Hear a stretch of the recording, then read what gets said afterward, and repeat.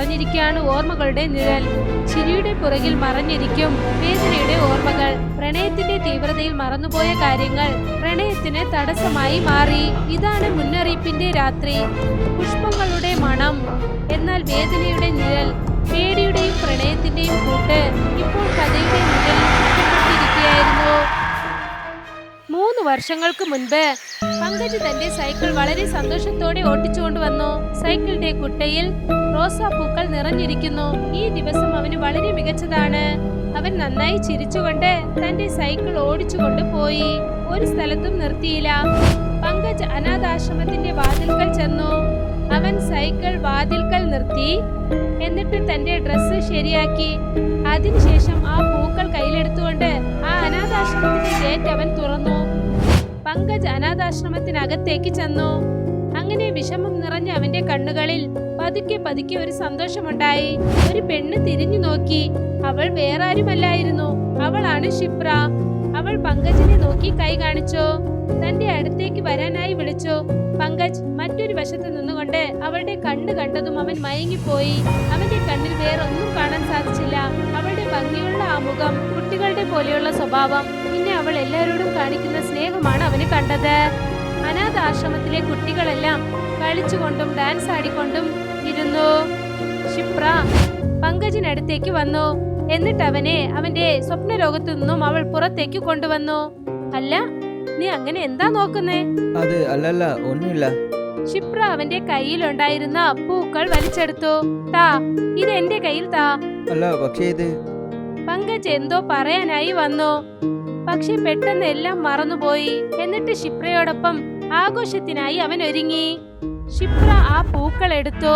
എന്നിട്ട് ആ പൂക്കൾ ഓരോന്നായി ആ ആശ്രമത്തിനെ ശ്രദ്ധിക്കുന്നവർക്കും ടീച്ചേഴ്സിനും ഓരോന്നായി നൽകി. അവൾ ഓരോ പൂക്കളും കൊടുക്കുമ്പോൾ ചെറിയൊരു ചിരിയോടെ കൊടുത്തു.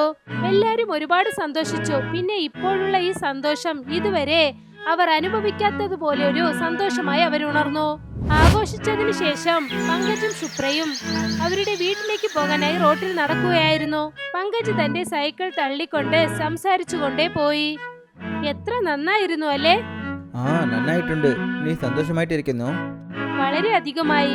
ഇതാണ് ജീവിതമെന്ന് തോന്നുന്നു. ഇത് ആഗ്രഹം തീരുന്നത് വരെ ജീവിച്ചോട്ടെ. അങ്ങനെയാണോ? പിന്നെ മറ്റുള്ളത്? വേറെന്താണ്? എന്താണ്, ഒരു നല്ല ജോബ് വേണം, ഒരു നല്ല പാർട്ട്ണർ, പിന്നെ ഒരു ചെറിയ ഫാമിലി. അതോടെ ലൈഫ് സെറ്റിൽ ആകും. നിനക്ക് ആ നല്ല പാർട്ട്ണർ എവിടെ നിന്നാണ് കിട്ടുന്നത്? ചിന്തിക്കും. ഇതുവരെ അറിയില്ല. എനിക്കറിയും. എന്ത്? പങ്കജ് തന്റെ പോക്കറ്റിൽ നിന്നും ഒരു റോസാപ്പൂ എടുത്തു. ക്ഷിപ്രയ്ക്ക് അത് നൽകി. ക്ഷിപ്ര ചിരിച്ചു. എന്താണ് സംഭവിക്കുന്നതെന്ന് മനസ്സിലായതുപോലെ ചിരിച്ചു. എടാ, എന്താ നീ? ഞാൻ സീരിയസ് ആയിട്ടുണ്ട്. നിങ്ങളുടെ സീരിയസ് അല്പം ലോ ബഡ്ജറ്റ് പോലെ തോന്നുന്നില്ലേ? ഇപ്പോൾ അങ്ങനെ തന്നെ. പക്ഷേ ഞാൻ വേഗത്തിൽ എല്ലാം തന്നെ ചെയ്യും. ചേടാ, എന്തിനാ ചിരിക്കുന്നത്? ഞാൻ സത്യം പറയുന്നു. പങ്കജ്, ഈ ഓർഫണേജിൽ നമ്മുടെ ചെറിയ പ്രായം എങ്ങനെ കടന്നുവെന്ന് നിനക്കറിയാം.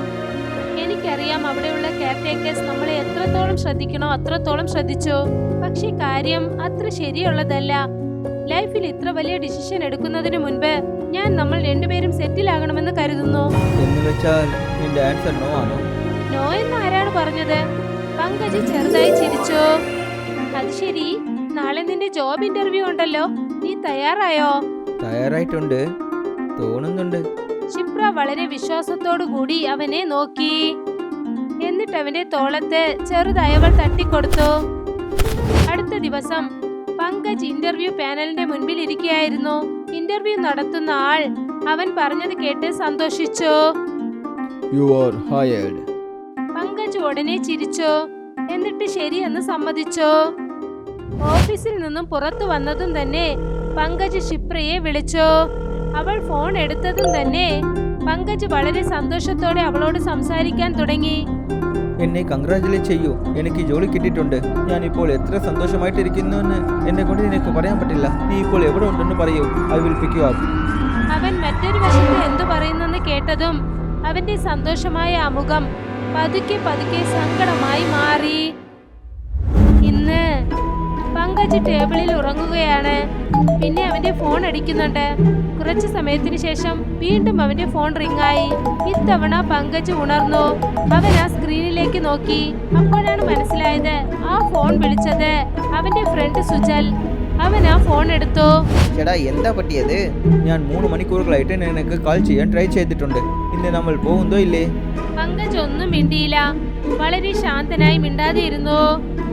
ചേട്ടാ പങ്കജ്, ഹലോ, നീ 1 hour വന്ന് എന്നെ പിക്ക് ചെയ്യാൻ പറ്റുമോ? ഓക്കെ, ഞാൻ ശരിയായിട്ട് 1:30 വന്ന് നിന്നെ പിക്ക് ചെയ്യുന്നു. പങ്കജ് ഫോൺ വെച്ചു. എന്നിട്ട് എണീറ്റു. അവിടെ നിന്നും നേരെ ബാത്റൂമിലേക്ക് ചെന്നു. കുറച്ചു സമയത്തിന് ശേഷം പങ്കജ് ഫുട്പാത്തിൽ നിൽക്കുകയായിരുന്നു. സുജൽ ബൈക്കിൽ അവനെ പിക്കപ്പ് ചെയ്തു. സുജൽ എൻജിൻ സ്റ്റാർട്ട് ചെയ്തു. എന്നിട്ട് ബൈക്ക് ഓടിച്ചുകൊണ്ട് മുന്നിലേക്ക് ചെന്നു. പങ്കജും സുജലും ഹോസ്പിറ്റലിലേക്ക് ചെന്നു. അവരുടെ ബൈക്ക് പാർക്കിംഗ് ഏരിയയിൽ നിർത്തി. എന്നിട്ട് അകത്തേക്ക് ചെന്നു. ഹോസ്പിറ്റലിൽ പങ്കജ് സുജലിനോടൊപ്പം ഇരിക്കുകയായിരുന്നു. അപ്പോഴാണ് ഡോക്ടർ അവന്റെ മുതുകത്തുള്ള എക്സ്റേ അവരുടെ കയ്യിൽ വെച്ച് നോക്കിക്കൊണ്ടിരുന്നത്. അവർ ലൈറ്റ് വെളിച്ചത്തിൽ അത് നോക്കുകയായിരുന്നു. പിന്നെ അവർക്കെന്തോ അത് മനസ്സിലാകാത്തതുപോലെ തോന്നി. അതായത് പങ്കജിന്റെ പ്രശ്നം എന്താണ്? മാം, എന്തെങ്കിലും അറിഞ്ഞോ? Are you sure? നിങ്ങൾക്ക് ആക്സിഡന്റ് ഒന്നും ഉണ്ടായിട്ടില്ലേ? നിങ്ങൾ എന്താ പറയുന്നത് ഡോക്ടർ? ലാസ്റ്റ് ടൈം എക്സാമിനിൽ നിങ്ങളുടെ ഫൈനലിന്റെ വെക്ചർ ഇത്തവണ അതിനേക്കാളും കൂടുതലായി. ഇങ്ങനെ ഒരു കേസ് ഞാൻ ആദ്യമായാണ് കാണുന്നത്. ഇതിന് ഏത് ട്രീറ്റ്മെന്റ് ആണ് ഉള്ളത് ഡോക്ടർ? ഞാൻ ചില മെഡിസിൻസും എക്സസൈസും പറയാം. അത് നിങ്ങൾ ഫോളോ ചെയ്യാൻ തുടങ്ങിക്കോളൂ. സുജലും പങ്കജും മാറി മാറി നോക്കി. എന്നിട്ട് അവർ ഡോക്ടറിനെ നോക്കി. വൈകുന്നേരം പങ്കജും സുജലും ഒരു സാധാരണ ചെറിയ ഹോട്ടലിൽ ഇരിക്കുകയായിരുന്നു. സാധാരണ ആഹാരം കഴിക്കുകയായിരുന്നു. അവർ മാറി മാറി സംസാരിച്ചുകൊണ്ടിരുന്നു. ശരി, ഇന്നത്തെ ഏർപ്പാടുകൾ പൂർത്തിയായിട്ടുണ്ട്. പക്ഷെ നാളെ എന്താണെന്ന് അറിയില്ല. പങ്കജ് സ്വയം മറന്നിരിക്കുകയായിരുന്നു. അവൻ സൂപ്പ് കലക്കിക്കൊണ്ടിരുന്നു. എന്നിട്ട് എവിടെയോ നോക്കി എന്തോ ചിന്തിച്ചുകൊണ്ടേയിരുന്നു. കഴിക്ക് ചേടാ, കഴിക്കടാ. നീ എന്തിനാ എല്ലാവരും ഓർമ്മിപ്പിക്കുന്നത്? ഞാൻ നിന്റെ ഫ്രണ്ടടാ. താങ്ക്സ് ഡാ. Mention not. പിന്നെ ഞാൻ ഒരു കാര്യം പറയട്ടെ? പങ്കജ് ഒരു കൈയെടുത്ത് കഴിച്ചുകൊണ്ട് ശരിയെന്ന് തല അനക്കി സമ്മതിച്ചു. നീ എപ്പോൾ ജോലി ചെയ്യാൻ സ്റ്റാർട്ട് ചെയ്യാൻ പോകുന്നത്? പങ്കജ് ഉടനെ നിർത്തി. ഇപ്പോൾ അവന് ചെറിയ തോതിൽ വെറുപ്പുണ്ടായി. ഇവിടെ നോക്ക്, ഞാൻ നിനക്ക് ചെലവ് ചെയ്യുന്നതിൽ എനിക്ക് ഏതൊരു പ്രശ്നവും ഇല്ല. പക്ഷെ നീ ഇങ്ങനെ ഇരിക്കുന്നത് എന്നെ കൊണ്ട് കാണാൻ പറ്റില്ല. ആ സംഭവം നടന്ന് ഏകദേശം 3 കൊല്ലങ്ങളായിട്ടുണ്ട്. നീ ഇന്നും എത്ര ദിവസങ്ങൾ എല്ലാ പഴിയും നിന്റെ മേലെ ഇടാൻ പോകുന്നത്? പങ്കജ് തന്റെ ബാഗ് എടുത്തു. എന്നിട്ട് അതേ വെറുപ്പോടെ ബാഗിൽ എന്തോ അവൻ തേടാൻ തുടങ്ങി. അവൻ ചെറുതായി ഒരു സ്വർണ്ണ ലോക്കറ്റ് കയ്യിലെടുത്തു.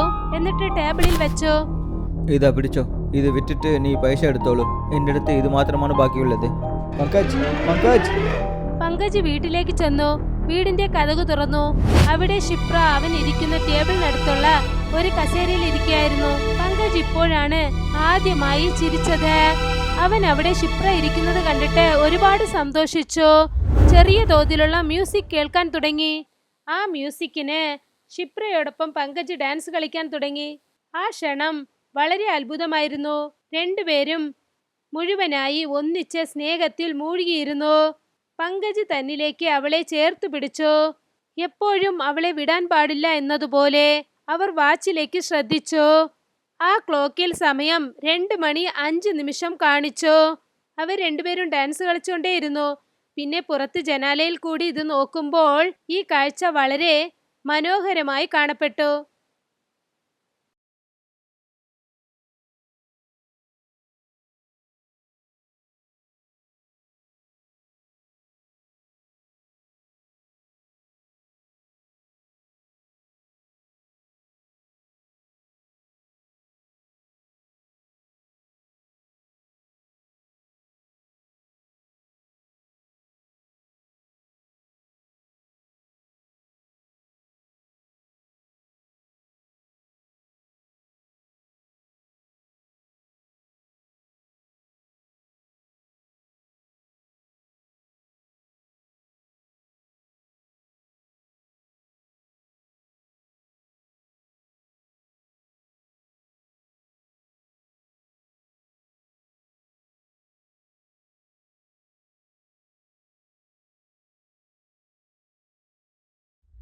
അടുത്ത ദിവസം രാവിലെ തറയിൽ കിടന്നുറങ്ങിക്കൊണ്ടിരുന്ന പങ്കജ് അപ്പോഴാണ് എണീറ്റത്. അവൻ വിയർത്ത് നനഞ്ഞിരുന്നു. അവന്റെ തോളത്തും പിന്നെ നെഞ്ചിലും നഖം കൊണ്ട് കീറിയ ചിഹ്നമുണ്ടായിരുന്നു. അവൻ പതുക്കെ പതുക്കെ എണീറ്റു. എന്നിട്ട് അവൻ ആ ചെയറിലേക്ക് നോക്കി. അവിടെയാണ് ഇന്നലെ രാത്രി ക്ഷിപ്ര ഇരുന്നത്. ഇപ്പോൾ അവിടെ ഒരു പാവ മാത്രമേ ഉണ്ടായിരുന്നുള്ളൂ. പങ്കജിന്റെ കണ്ണിൽ നിന്നും കണ്ണുനീർ വന്നു. അവൻ 3 വർഷം മുൻപ് ഉണ്ടായ കാര്യത്തെക്കുറിച്ച് ഓർത്തു. ഇന്റർവ്യൂവിന് ശേഷം പങ്കജ് ക്ഷിപ്രയെ വിളിച്ചു. അപ്പോഴാണ് ക്ഷിപ്ര അവനോട് പറഞ്ഞത് തനിക്ക് ബ്ലഡ് ക്യാൻസർ ഉണ്ടെന്ന്. ഇത് കേട്ടതും പങ്കജ് തളർന്നുപോയി. അതിനുശേഷം അവൻ ദിവസവും ക്ഷിപ്രയെ കാണാൻ ഹോസ്പിറ്റലിലേക്ക് ചെന്നു. എന്നിട്ട് അവൾക്ക് ആത്മവിശ്വാസം നൽകി. അതിനുശേഷം ഒരു ദിവസം, അതിനകം നീ തോൽവി സമ്മതിച്ചോ? I don't want to lose you. I just can't. It's okay Pankaj. ഇങ്ങനെ കരുതിക്കോ, ഈ സമയം നമ്മുടേതല്ല എന്ന്. I love you. I love you too. അതിനുശേഷം ക്ഷിപ്ര മരിച്ചുപോയി. പങ്കജ് എത്രയോ വട്ടം വിളിച്ചിട്ട് പോലും അതിനൊരു മറുപടിയും ഉണ്ടായില്ല. ഇതൊക്കെ ചിന്തിച്ച് പങ്കജ് കരയാൻ തുടങ്ങി. അവൻ ആ വേദനയിൽ ആകെ മുങ്ങിപ്പോയി. അവൻ തന്നെ മരിക്കാനായി ശ്രമിച്ചു. പക്ഷെ അവൻ അങ്ങനെ ചെയ്യാനായില്ല. കുറച്ച് ദിവസങ്ങൾക്ക് ശേഷം പങ്കജിന് അങ്ങനെ ഒരു മനുഷ്യനെ കണ്ടു. അദ്ദേഹം ക്ഷിപ്രയെ പോലുള്ള രൂപത്തിൽ ഒരു പാവ ചെയ്തു നൽകി. ഒരു കാര്യം ഓർമ്മിച്ചോളൂ, ഇത് ക്ഷിപ്ര അല്ല, ഇത് അവളുടെ പാവയാണ്. ഇത് നിന്റെ അടുത്ത് ഇറക്കണമെങ്കിൽ ചില റൂൾസ് ഉണ്ട്. എന്താ അത്? ഇതിനെ എപ്പോഴും നിന്റെ കൂടെ തന്നെ വെച്ചിരിക്കണം. ഓർമ്മിച്ചോളൂ, ഇതിനെ എപ്പോഴും തനിച്ചിടാൻ പാടില്ല. ഒരു പക്ഷേ ഇത് തനിച്ചിരുന്നാൽ മറന്നുപോലും രാത്രി 1-3 മണിക്കകത്ത് വീട്ടിലേക്ക് പോവല്ലേ. ഒരു പക്ഷേ അങ്ങനെ നടന്നാൽ? ഇത് അവളുടെ ലോകത്തിന്റെ കഥയോട് ഇണങ്ങിയിട്ടുണ്ട്. അവിടെ നിന്ന് ക്ഷിപ്ര മാത്രമല്ല, ഇനിയും കുറെ ആത്മാക്കൾ വന്നേക്കും. രാത്രി 1 മുതൽ 3 മണിനകത്ത് ഇതിൻ്റെ അകത്ത് ശൈത്താൻ ആത്മാക്കൾ വന്നേക്കും. അത് നിന്നെ വിളിക്കും, നിർബന്ധിക്കും. അതിനുശേഷം കുറച്ച് നിന്നെ കൂടെ കൂട്ടിക്കൊണ്ടുപോകും. തുടക്കത്തിൽ ഇത് ചെറിയതായിരിക്കാം, പക്ഷേ ദിവസങ്ങൾ പോകുന്തോറും ഇതിൻ്റെ വിളവുകൾ ഒരുപാട് വലിയതാകും. ആ ശക്തികൾക്ക് അതിൻ്റെ ശക്തി കാണിക്കാനായിട്ട് ഇത് ആവശ്യപ്പെടില്ല. അത് നിന്നെ പ്രേമിക്കുന്നത് പോലെ അഭിനയിക്കും. പക്ഷേ നീ ഇതിനെയും വിശ്വസിക്കാൻ പാടില്ല. ഇത് കേട്ടതും പങ്കജ് എല്ലാം തന്നെ മറന്നുപോയി. വീണ്ടും ഒരു വട്ടം അവന്റെ ജീവിതത്തിലേക്ക് സന്തോഷം വന്നതുപോലെ തോന്നി. പങ്കജിന് ഇപ്പോൾ അവന്റെ കയ്യിൽ ക്ഷിപ്ര ഉണ്ടായിരുന്നു.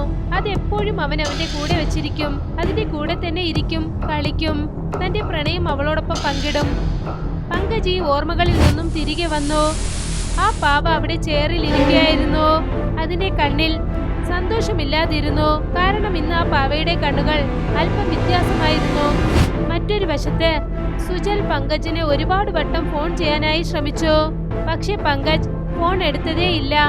മറ്റൊരു വശത്ത് പങ്കജ് എണീറ്റു ഒരു പാത്രത്തിൽ വെള്ളം ചൂടാക്കി. അപ്പോൾ പെട്ടെന്ന് ആ വെള്ളത്തിൽ അവനെ ക്ഷിപ്രയുടെ രൂപം കണ്ടു.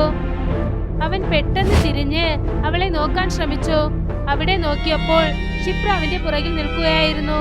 പെട്ടെന്ന് പങ്കജ് അവളെ കെട്ടിപ്പുണർന്നു. പിന്നെ പെട്ടെന്ന് അവന് മനസ്സിലാകാൻ തുടങ്ങി ഇത് മറ്റൊന്നും തന്നെയല്ല, അത് ചെയറിലുണ്ടായിരുന്ന അതേ പാവയാണെന്ന്. ഇത് ആദ്യമായാണ് പാവ അതിന്റെ സ്ഥലം തന്നെ മാറ്റുന്നത്. പേടി പങ്കജിനെ തോൽപ്പിച്ചു കളഞ്ഞു. അവൻ ആ പാവയെ ശ്രദ്ധിച്ചു നോക്കി. റൂമിനകത്തേക്ക് ഓടി അതിനെ ചെയറിൽ വെച്ച് ഇറുക്കി കെട്ടി. എന്നിട്ട് അതിനെ പുതപ്പ് കൊണ്ട് മൂടി. അവനെ പേടിച്ച് ശ്വാസം മുട്ടി. അവന്റെ ചുണ്ടുകൾ വിറയ്ക്കാൻ തുടങ്ങി. പങ്കജ് ബെഡിൽ ചെന്ന് കിടന്നു. പുതപ്പ് കൊണ്ട് അവൻ മൂടി. പേടി കൊണ്ട് അവൻ വിറച്ചു. എന്നിട്ട് കിടന്നുറങ്ങിപ്പോയി. പങ്കജ് ഉണർന്നു നോക്കിയപ്പോൾ ക്ഷിപ്ര അവന്റെ അരികിൽ കിടക്കുകയായിരുന്നു. അവൻ ഉടനെ അവളെ കെട്ടിപ്പിടിച്ചു. എന്നിട്ട് അവളുടെ തോളത്ത് തലവെച്ച് കരയാൻ തുടങ്ങി. നീ എവിടെ പോയിട്ടുണ്ട്? ഞാൻ പേടിച്ചറിയുമോ? ഇനി നീ എവിടെയും പോകാൻ പറ്റില്ല. പോകില്ല പങ്കജ്, ഞാൻ പോകില്ല. ഞാൻ ഇപ്പോൾ നിന്നെ എന്നോടൊപ്പം കൊണ്ടുപോകാൻ വന്നിരിക്കുകയാണ്. പങ്കജിന്റെ മുഖം ആകെ മാറിപ്പോയി. അവൻ അവളുടെ മുഖത്തേക്ക് നോക്കി. എന്നിട്ട് അവന് മനസ്സിലായി ഇത് ക്ഷിപ്രയല്ല, മറ്റേതോ ഒരു പ്രേതമാണെന്ന്. അത് അവനെ നോക്കി ചിരിക്കുകയായിരുന്നു. പങ്കജ് നിലവിളിക്കാൻ തുടങ്ങി. പങ്കജ് തന്റെ ഉറക്കത്തിൽ നിന്നും എണീറ്റു. എന്നിട്ട് മനസ്സിലാക്കി ഇത് വെറും ഒരു സ്വപ്നമാണെന്ന്. അവൻ സമാധാനത്തിൽ ശ്വാസം വലിച്ചു. അവൻ മറ്റൊരു വശത്ത് തിരിഞ്ഞു നോക്കിയപ്പോൾ ക്ഷിപ്ര ആ ചെയറിൽ ഇരിക്കുകയായിരുന്നു. അവനെ നോക്കിക്കൊണ്ടിരുന്നു. പക്ഷെ ഒന്നും മിണ്ടിയില്ല. അവളുടെ കണ്ണുകളിൽ സ്നേഹം മാത്രമുണ്ടായിരുന്നു. വീണ്ടും ഒരു പ്രാവശ്യം പങ്കജ് എല്ലാം മറന്നുപോയി. അവളുടെ അടുത്തേക്ക് ചെന്നു. അന്ന് ഞാൻ എൻ്റെ എല്ലാ തടകളെയും ഉടച്ചു. എന്നെ രക്ഷിച്ചു വെച്ചിരുന്ന എല്ലാ തടകളെയും ഉടച്ചു. ഞാൻ എന്നെ തന്നെ അതിനെ അർപ്പണിച്ചിട്ടുണ്ട്. എല്ലാ പകലും എല്ലാ വൈകുന്നേരവും എല്ലാ രാത്രിയും അവൾക്ക് സ്വന്തമായിട്ടുണ്ട്. ഞാൻ ചെയ്ത എല്ലാ കാര്യങ്ങളും തെറ്റായ കാര്യങ്ങളാണ്. പക്ഷേ ഞാൻ ചെയ്ത തെറ്റുകൾ ഇപ്പോൾ എന്നെ തന്നെ അഴിച്ചിട്ടുണ്ട്. പങ്കജ് തന്റെ മുറിയിൽ കിടക്കയിൽ ഇരിക്കുകയായിരുന്നു. അവൻ എന്തോ വലിയ തെറ്റ് ചെയ്തതുപോലെ കരഞ്ഞുകൊണ്ടേയിരുന്നു. അവന്റെ കൈവശം ഒരുപാട് പോളറൈഡ്സ് ഫോട്ടോസ് ഉണ്ടായിരുന്നു. അതിൽ അവൻ ക്ഷിപ്രയോടൊപ്പമായിരുന്നു. അവൻ മുകളിലേക്ക് നോക്കി. അവന്റെ റൂമിന്റെ മൂലയിൽ അതേ പിശാച് പെണ്ണിന്റെ ആത്മാവ് അവൻ കണ്ടു. അത് ചുമരിൽ ഒട്ടിപ്പിടിച്ചിരുന്നു, ഏതോ ഒരു പല്ലിയെ പോലെ. പങ്കജ് അതിനെ ശ്രദ്ധിച്ചു നോക്കി. പേടിയോടുകൂടി അവൻ നോക്കി. അപ്പോഴാണ് അവന് ആ പാവ ചെയ്തു കൊടുത്ത ആൾ പറഞ്ഞത് ഓർമ്മ വന്നത്. അത് നിന്നെ പ്രേമിക്കുന്നതിനെ പോലെ അഭിനയിക്കും, പക്ഷേ നീ എതിനെയും വിശ്വസിക്കാൻ പാടില്ലായിരുന്നു. ഇപ്പോൾ ആ പ്രേതം അവന്റെ മേലിലേക്ക് ചാടി വീണു. പിന്നെ അവന്റെ ആത്മാവ് അതിന്റെ ലോകത്തിലേക്ക് അത് വലിച്ചു കൊണ്ടുപോയി.